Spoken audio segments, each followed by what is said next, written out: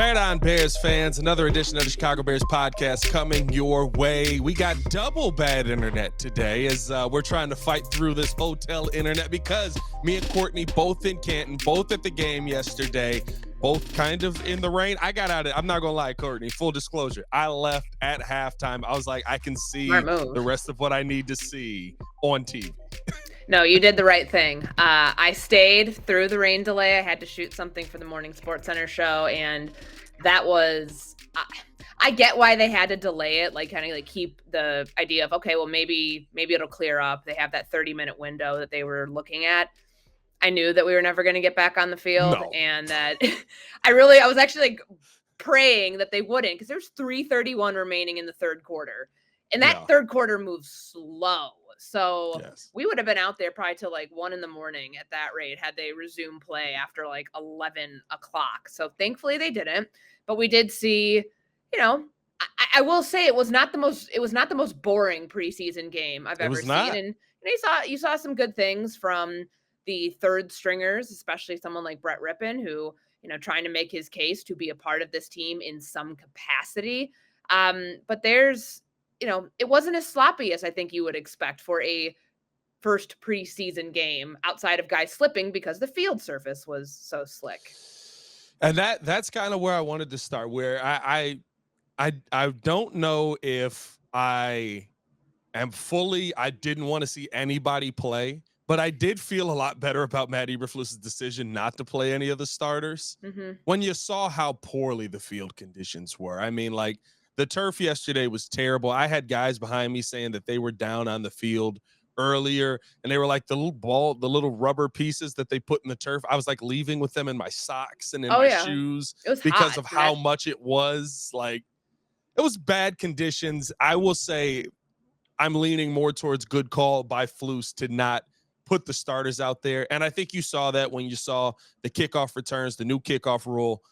You got probably the worst version of it because no one was able to cut yesterday. Yeah, I think that's a good place to start with it too, because what did we glean from this game that we can, not just, okay, what does this mean for Brett Rypien and Colin Johnson, but like big picture wise, what was the league looking at last night? That was the kickoff rule and how the Bears and the Texans were going to fare, where there are going to be a lot of penalties, where guys are going to be leaving the setup zone early, where there are injuries, where all those things. So we saw 8 kickoffs returned, only one of them resulted in a touchback. And that's what the league wanted. That's why this rule, which I know is like, this big overhaul of the way that things used to be, why it was implemented, but it did not look that different.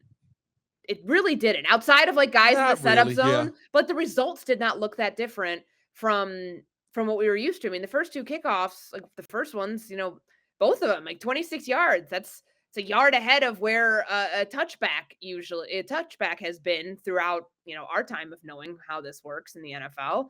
I don't really know what to take away other than there were mixed results from it, because you had Devin Hester, greatest returner of all time, on the broadcast last night, third quarter at some point, talking about, he's kind of sounded unsure of it, said he thought there would be bigger runs, and maybe there will be after more teams start to do this and there's more tape around the league to go around to scout how, what changes need to be made, how to do this more efficiently and differently. But I think it probably went as well as you could have expected for a first time out with not that many mistakes and getting more returns in the game. No, yeah, I thought that. I mean, listen, it wasn't going to be perfect anyway because you didn't have Velus Jones out there running. You didn't have DeAndre Carter out there running, really, right? Like it was more so Tyler Scott getting a lot of the kickoffs.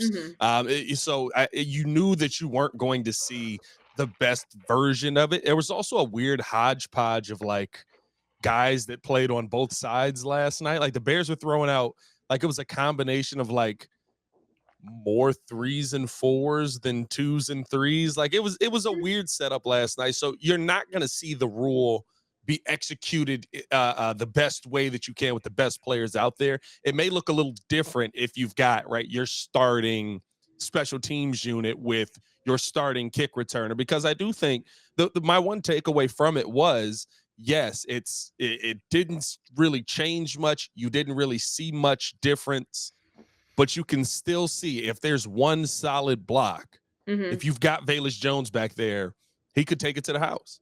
Yeah, and I talked to Tyler Scott about that last night because that second kickoff they returned, there was, pretty significant collision there. And he said, you know, in a game, normal if it was a real game, that probably would be a touchback. He probably wouldn't bring it out. He said that he wanted to give other guys around him an opportunity on, the kickoff return team to make some plays. Maybe he was told to do that. Maybe that was just like his, you know, like wherewithal as a kickoff returner, like realizing that like that was, the decision that he made. But I, it felt like, the guys that were out there, and this was by design. Remember, this is the bottom of the roster right now. Guys who are going to be Legitimately. fighting for spots 47 through 53 on the Yeah. 53-man roster. More opportunities for them to figure out, okay, how many line are we going to keep an extra linebackers, the extra, the speed that you need in these setup zones. Does that go, is that more favorable if you keep this extra receiver, you keep, you know, this, I mean, receiver's a good place to go with that because we saw John Jackson and we saw Tyler Scott. I think, I mean, Tyler's on the roster in my opinion. John Jackson's Yeah. a fringe, like, I would imagine practice squad at the very worst for him. But like, let's say he has a good camp and maybe this is a guy that, in more preseason games gets more opportunities here. Maybe that ends up being like a seventh spot for a receiver, whether it's him, whether it's somebody else. But these are good opportunities for their bottom of the depth chart guys to make some splash plays, to make some special teams tackles. I mean, hell, look at Colin Johnson last night. Yeah. For on the opening kickoff, he had a chance to make that tackle. He did. And then he goes out and shows out on offense. I had a lot of people ask me, like, does this mean that, like, he's going to be in contention for a roster spot? Maybe, maybe not. But, like, practice squad, these are important spots for them, too, for guys to be able to Yeah. secure some role within this team.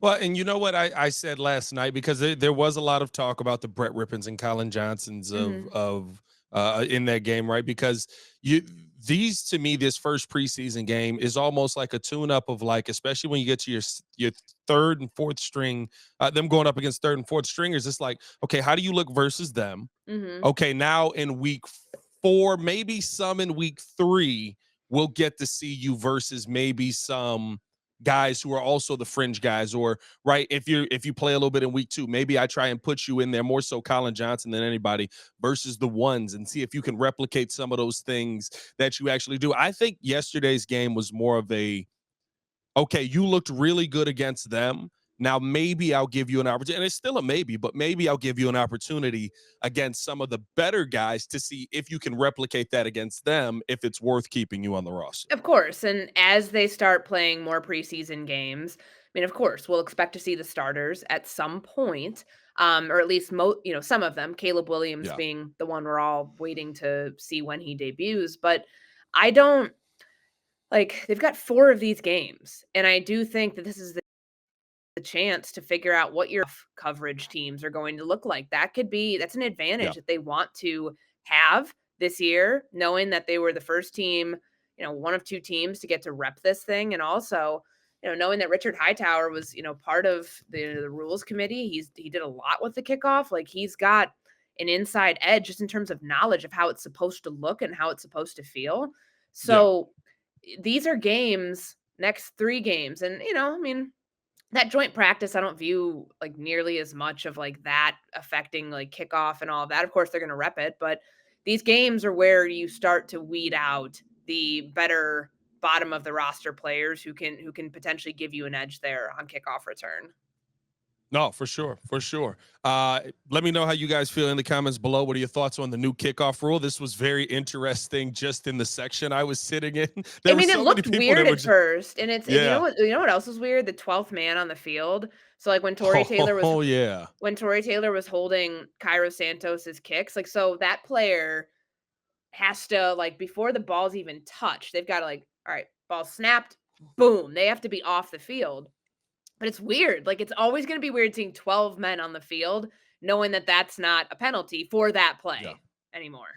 No, yeah, it was very, and I think it was just them practicing it. I didn't see the ball falling off of the tee. I mean, the wind kind of got going, but Torrey was out there a little bit before that. So I think they literally were just practicing it.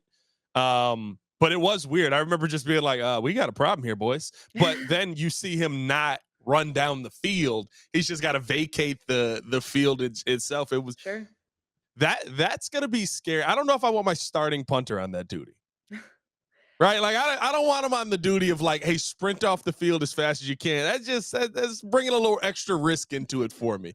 One thing that I did see last night that I thought was my major takeaway that, I mean, listen, it surprised me, and maybe it's me thinking too far into this, but yesterday we saw the starting running back position go to Roschon Johnson, and then randomly we got Khalil Herbert in there for a drive. And I was shocked to see Khalil Herbert out there. I thought that there's no way he's playing in preseason. I mean, we know who Khalil Herbert is. We know what he is.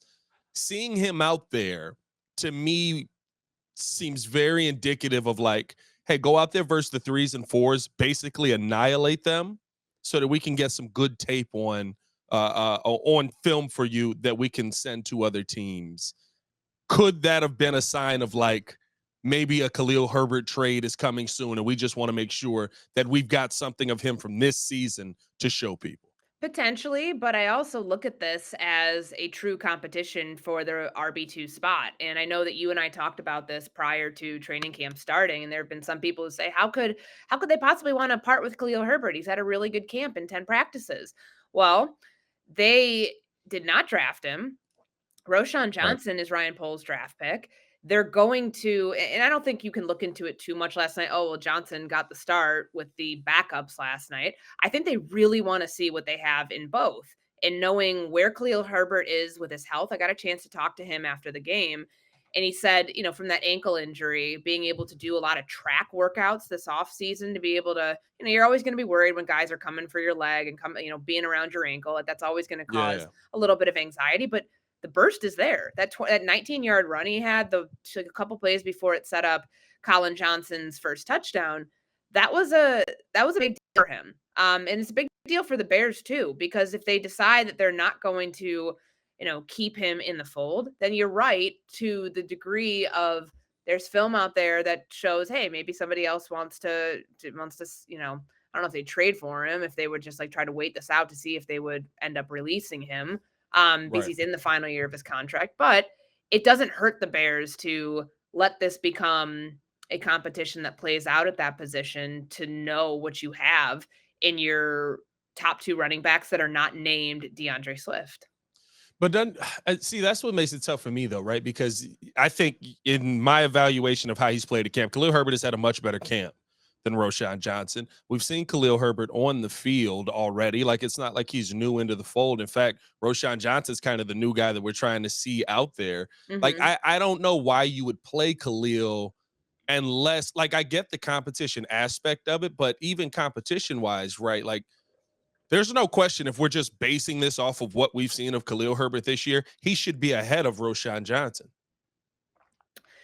If you're basing it solely on training camp, I can see how you come to that logic, but we're 2 weeks into this. They wanna let that position battle play out to see the complete picture of a running back. Who's good in pass protection? Who's good at the blitz pickups? Who's Oh good boy. at all of the other things? And a lot of those things was not part of like what made Khalil Herbert valuable to this team. Right. So special teams will always come into a factor there as well. We know Roschon Johnson was a core 4 guy at Texas with special teams. We've been hearing that that's like a role they expect, when they drafted him, they expected him to play, kind of right away. And he did play like a pretty significant amount last year. But Yeah. as a running back, as the piece behind DeAndre Swift, what are they looking for? What kind of change of pace do they want that player to provide? And if they can get it in somebody who has less tread, less injuries, and is their draft pick, they're probably going to go that route. So it's why I say, for as good as it has been for Khalil Herbert, the first 10 days, how good it's looked, I don't think by any stretch is he like a safe guy on this roster right now. No, and I think that's why, like, that showed me that last night, seeing him Mhm. out there, because when you look at the guys who are on the roster, right, it's all Poles guys at this point. And I know there's some people out there that are going to say, well, if you cut Travis Homer, you end up saving more money. Why would you move on from Khalil Herbert? Travis Homer's been in this system. He's played with Mhm. Shane Waldron. He knows how things works. He's a special teams guy. Roshan Sure. Johnson blocks better than anybody else on this team. He's a phenomenal player on special teams, right? Like it really is that Khalil Herbert, and I said this yesterday on the breeze, like, it's not that Khalil Herbert's a bad running back. Nobody's saying that. I would love to have this phenomenal three-back system that is DeAndre Swift, Khalil Herbert, Roshan Johnson, and they're all going for 700 plus yards and 5 touchdowns apiece, and they're dominant. I would love to see that. But the politics of football at some point don't dictate that. And when you're trying to pick roster pieces, you're not coming into the season with 4 running backs on the Mhm. roster. Like, I don't expect that to be the case. No, and again, like, this one will play out for a while. This isn't, okay, we saw what we saw in the preseason game.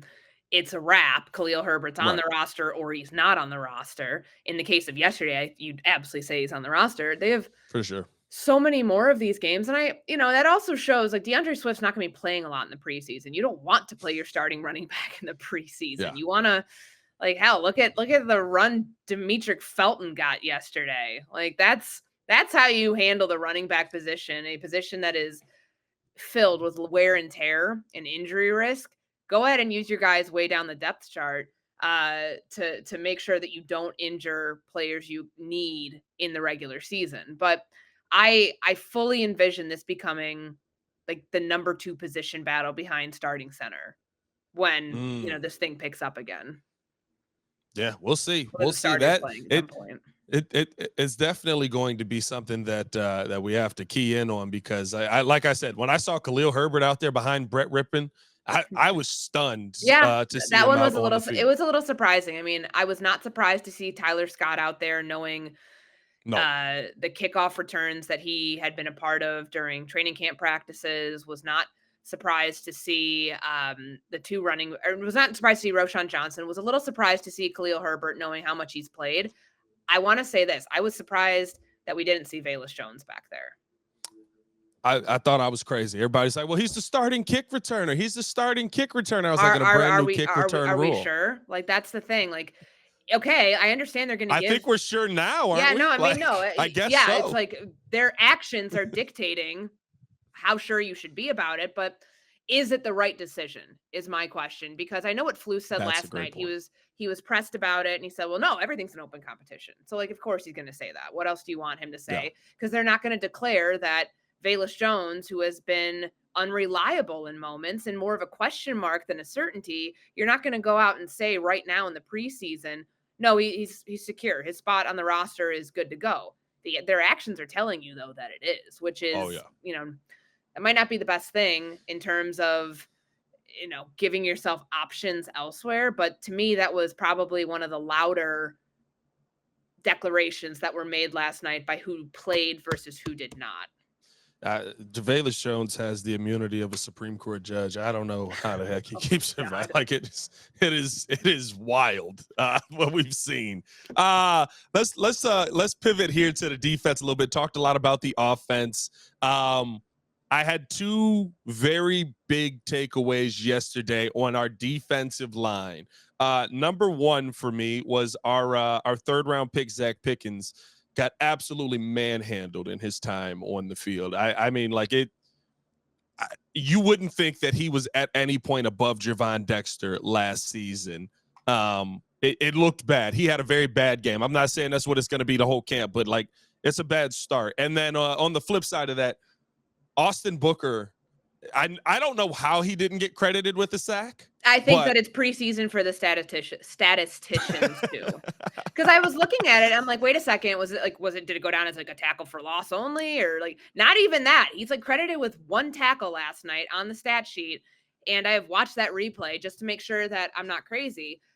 Yes, like, he did what Eric Washington wanted him to do: hit the yeah. quarterback, and this is the one chance you can, because you cannot hit Caleb Williams for good reason. Like, to watch Austin Booker get these sorts of reps in preseason games will be really important to know the type of role they can trust him playing as a guy likely to come off the bench this year, but look at how productive he was as somebody who was a part of the rotation at Kansas. He never started one game last year, and he Yeah. still led the team in sacks. Like that's not just like, oh, they're putting me in a good position with the scheme. Like that's a mentality thing too for players who can come right in. They may not get the most reps, but they can deliver with the ones that they do, and that's what we saw from him last night. And that's you got to feel pretty good about that if you're Ryan Poles. I know it's one game, but hell, that's your 5th round draft pick that you traded back into the draft to go get, and he's already flashing in with the ones that we've seen and in the game last night. No, I loved it, and the thing I love is right when we talked to Austin Booker, I think it was Thursday or no, yesterday was Thursday. Was it Tuesday before we came out here? I asked him. I was like, "What is the thing that you can do that you feel right, no matter what, no matter the situation? I'm confident that this move is going to work." And he talked about using the long arm. He talked about being able to use the rip through as well. And we saw both of those on display yesterday. And yes, not all of them ended up with him getting to the quarterback because of how quickly the quarterback was able to get the ball out. But the fact that you saw him utilize the moves that he's like, this is where I'm most Sure. comfortable at. That is something where you see the confidence in his game already. You see where he's trying to build it to. And I think that you see a young player who, in the same situation he's coming in to from Kansas, where I'm not going to be the number one. I'm probably not going to be the number 2. So I have to make the most of my opportunities. Yet again, he makes the most of his opportunities. And I thought that was really good to see last night on the D line on that opposite edge. And who knows, like with their finances right now, they probably have room to sign like one more player. If they don't end up signing a defensive lineman, a defensive end, another pass rusher, because remember that's been like our big topic for the last couple of weeks. Are they doing it? Are Oh, they yeah. not doing it? Um, if they feel that Austin Booker's coming along to a point where he can be relied on to play in certain packages, then maybe they end up rolling with him. And they're like, no, we don't have to spend right now. We can wait until to get through the first 9 weeks of the season before the trade deadline and then make a move. But that might be their best course of action if they feel that Booker is ready to handle, you know, a considerable role for them. It probably won't be a starter's role because that's probably that is DeMarcus Walker. It's DeMarcus Walker. Yeah. But like in the times where it's not, can he play the run? Can he, all the things that you get from Montez Sweat, can you get some version of it when you plug Austin Booker into that pass rush? Yeah, and again, it's not. I think yesterday was not. Oh my God! Now he's in contention for the backup role. I think there's still Jacob Martin. Mhm. I don't Yeah, but think there's that it injuries now, changes and he's taking advantage of that exactly. situation.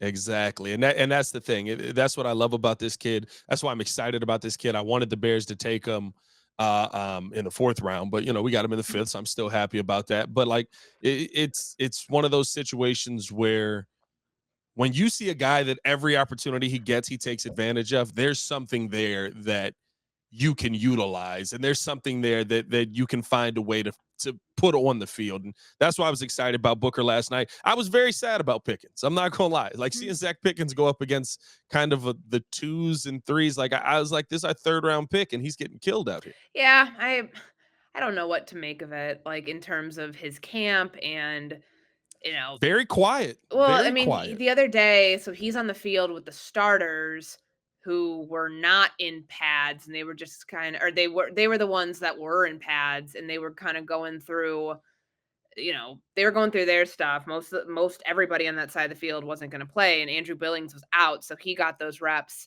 at nose tackle for those Tuesday's practice. Yeah. Wednesday's Wednesday's practice. practice. Um Wednesday's practice. it's good run for him, but like I wonder if the whole second guessing stuff. Remember he talked a lot about that as a rookie, like thinking too much when he's Yeah. playing. I wonder how much of that has not gone away for him because with Javon Dexter, and I know like a 1 round in the draft separates these guys, a 2nd round pick and a 3rd round pick. Dexter changed his body, and Yep. with the change in what he was being asked to do from his college days to the NFL, became a more productive interior pass rusher. I just don't know if Pickens has made that same leap yet. No, I I left last night because it was one of those things where it's like, all right, we haven't seen Zach get his shot yet. Yeah. Now it's your time. And I mean, we basically saw nothing out of that. So, and it's all you can take from it. And right now, again, it doesn't mean it's indicative of what the future is going to be, but it was a little shocking to see him just kind of get stood up consistently last night on both drives. That basically the defense went down the field, or the offense went down the field of Houston, Mhm. and eviscerated that Bears defense. Let's finish it out here, Court. Brett Rypien, absolutely dominating last night. 3 touchdowns. He has tied for the most passing touchdowns in a Bears preseason game since 2022. By the way, for the statisticians out there, we don't need the tied for the most thing if it's less than 10 years. Like, I don't care. Also preseason. We don't need the tied for the Yeah. most in preseason Anybody who's either. keeping But stats in the preseason, that's impressive. That is you know, impressive. I saw a Bears communication thing pop up on Twitter, and I was like, "Oh God, somebody's hurt," and it was that, and I was like, "Oh, this is information I didn't need, but I will use it." What'd you see out of Rypien yesterday, and do you feel like he's got an opportunity, I guess, to even compete for a backup role here, which seems to be the conversation now? I saw a player who knows the offense because he's been in the offense. I saw a very vanilla offense, but I saw somebody who had, it's quick with his decisions. I thought the most interesting part, he and Colin Johnson connected on 2 touchdowns last night. He threw 3. He had a near perfect passer rating against backup defenders, but Yeah. that go ball that he threw to Colin Johnson on the sideline, or the go ball that he threw, I'm trying to think, there was one in practice. He only like repped that once is what I want to say. Right. With Colin Johnson, because Colin's actually gotten like some work in with the second, I mean, obviously with the second team, and I know he's caught passes from Caleb Williams, particularly in one-on-one drills. They've worked him in, I want to say, a little bit here and there in 7-on-7 with the ones, but when you're a third string quarterback, you don't get that many reps to begin with. So for him to go out there and to connect with somebody he doesn't typically connect with during practice, that's a sign of somebody who you can rely on in those moments. And obviously like preseason games. Now, does this mean he's going to be competing for the backup job and that Tyson Bagent's job is on the line? No, I don't think that it means that. I really don't. But Mm. we'd have to, because look, Tyson Bagent played like 2 series, 3 series, Yeah. maybe, like, it's 2. 2, I think 2. Yeah. that was their plan, that was their rep count that they don't wanna put guys out there, they don't wanna expose them to injury, or they don't wanna expose anything that they're showing within the offense, that was by design, it wasn't, "Oh, Tyson Bagent was terrible, like, get him out of there, here's the Brett Rypien show." All of this Yeah. stuff is calculated, and it's thought of before they even go out and play the game, but the only way this becomes a competition is if, like, kind of like what we saw last year. Remember with PJ Walker, he comes in, he's the number Yeah. 2 quarterback, and it was just disastrous for him in the preseason. Not good. And then Tyson Bagent, this guy that was their UDFA that they discovered, like comes in and starts lighting it up. That was the only time in my years of covering the NFL where there's been a true backup quarterback competition where things flipped, that the order actually flipped. I Yeah. don't see that happening if I'm projecting this thing out. I see them keeping 2 on the roster and keeping 1 on the practice squad. But if Rypien goes out and has like another game or 2 that looks like this in the preseason, they've got to think, okay, how can we make sure if they are going to go Tyson Bagent as the backup quarterback? Because remember the reason that they made those decisions with the roster, like they didn't want like to keep Tyson Bagent on like as QB2, they knew they couldn't Yeah. sneak him through to get him on the practice squad because somebody else would Exactly. coach him. That's the only thing that I'm not saying they will, but they may have to worry about if Brett Rypien looks fantastic, like he did last night in other preseason games. But if I'm looking at this logically, I'm looking at it as that was a good showing by a third string quarterback who is very self-aware that he's like, I just would like to have some role on this team.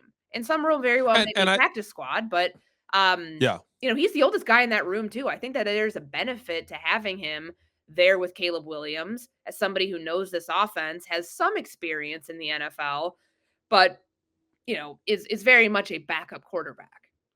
No, yeah, and that's the only thing that makes this interesting is I don't think you can Nathan Peterman Brett Rypien. Right? If Yeah, you put him good on point. practice squad, you probably end up you're not going to do he's going to get cut. We sign him to practice squad. Bring We him sign back, him back to yeah. the regular squad. We've got that every week last season. Roster And accounting.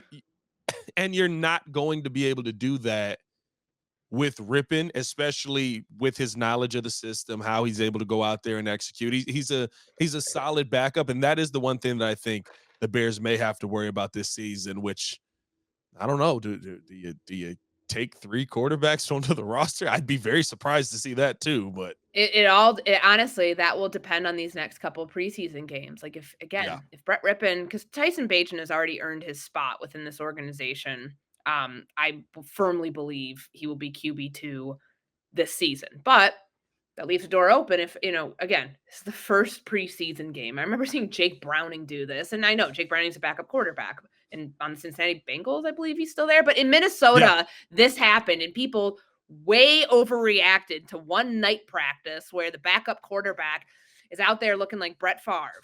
And then, of course, he ends up on the practice squad.